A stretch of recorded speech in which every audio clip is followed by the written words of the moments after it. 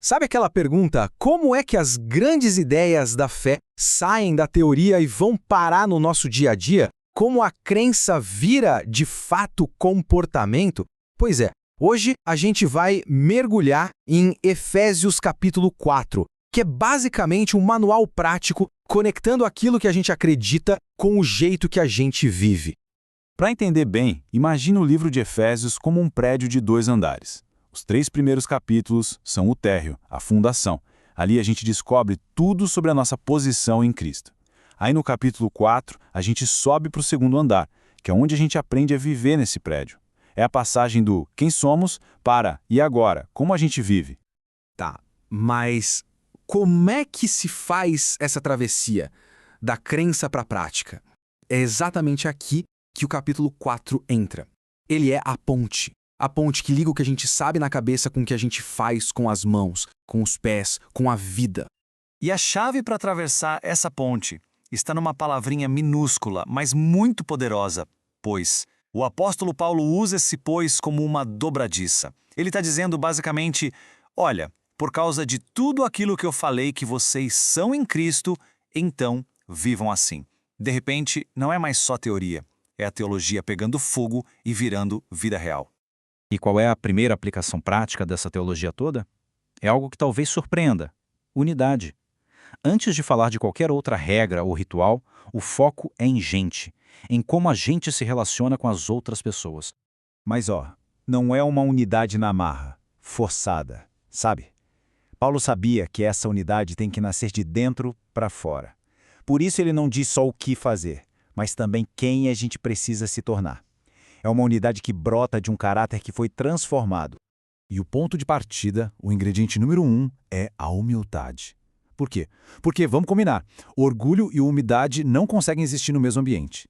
A humildade lembra a gente que está todo mundo no mesmo barco, precisando da mesma graça.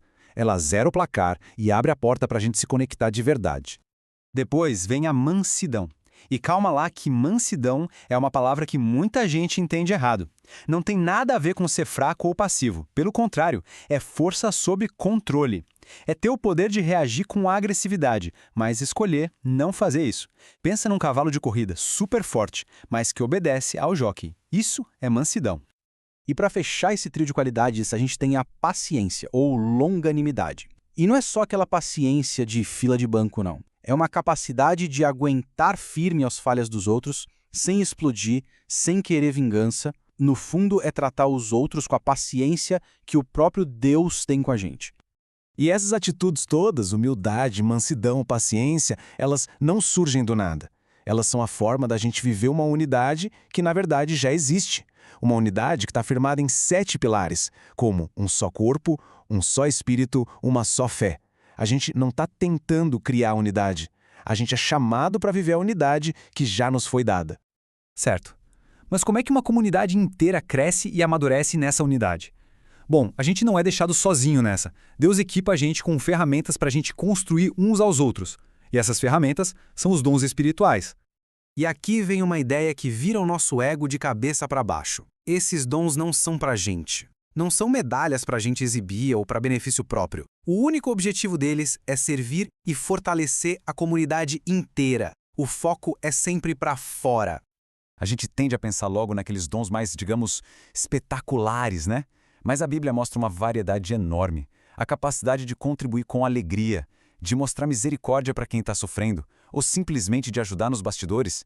Olha, esses são dons tão poderosos quanto qualquer outro, essenciais para a saúde da comunidade.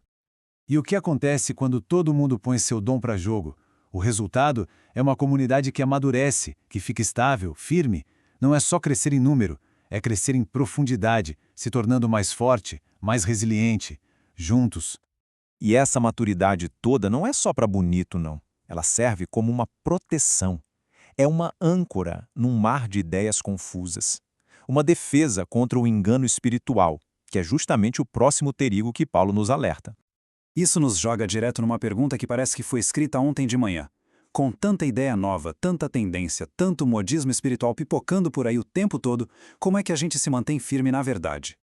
Paulo usa uma imagem muito forte. Ele diz para a gente não ser como criança, levada por qualquer vento de doutrina, ou seja, qualquer ideia nova e brilhante que aparece. E nossa, como isso é relevante hoje. Seja o evangelho da prosperidade, seja usar rituais como se fossem fórmulas mágicas, o alerta é atemporal. Então, qual é o antídoto para não ser levado por esses ventos? É ter uma âncora. A estabilidade espiritual não vem de correr atrás da última moda, vem de estar com raízes profundas na verdade. E sempre viver e falar essa verdade em amor. E agora, a gente chega na parte mais prática de todas. Depois de falar de unidade, de maturidade, o capítulo foca em como isso se parece no nosso comportamento do dia a dia. É um chamado para uma transformação total. E a imagem que Paulo usa é genial. Trocar de roupa. Ele diz pra gente se despir do velho eu com todos os seus hábitos ruins. E depois se revestir do novo eu, com um jeito novo de viver. A ideia não é remendar a roupa velha. É uma troca completa, intencional. E ele não nos deixa só na teoria, não. Ele dá exemplos bem concretos dessa troca de guarda-roupa. Por exemplo, a roupa velha da mentira, tira. Veste a roupa nova da verdade, dita em amor para construir e não para destruir. A roupa velha de pegar o que não é nosso, de furtar, tira fora.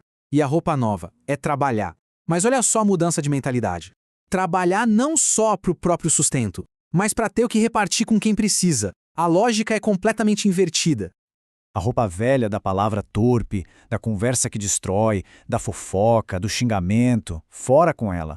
A roupa nova é entender que as palavras são ferramentas e usá-las para construir, para edificar, para levar graça para quem está ouvindo. Já deu para perceber o padrão, né? Todas essas mudanças práticas, na verdade, são reflexo daquelas qualidades lá do começo. Humildade, mansidão, perdão, amor, elas não ficam guardadas para um momento especial. Elas viram o tecido do nosso dia a dia. E esse versículo final amarra tudo de um jeito perfeito. É a jornada completa, de entender quem somos em Deus para viver como alguém que foi criado para se parecer com Ele. A transformação não é virar uma versão melhorada de si, é se revestir de uma vida nova. Isso deixa a gente com uma pergunta para pensar. Qual roupa velha precisa ser tirada hoje para que esse novo eu possa brilhar mais?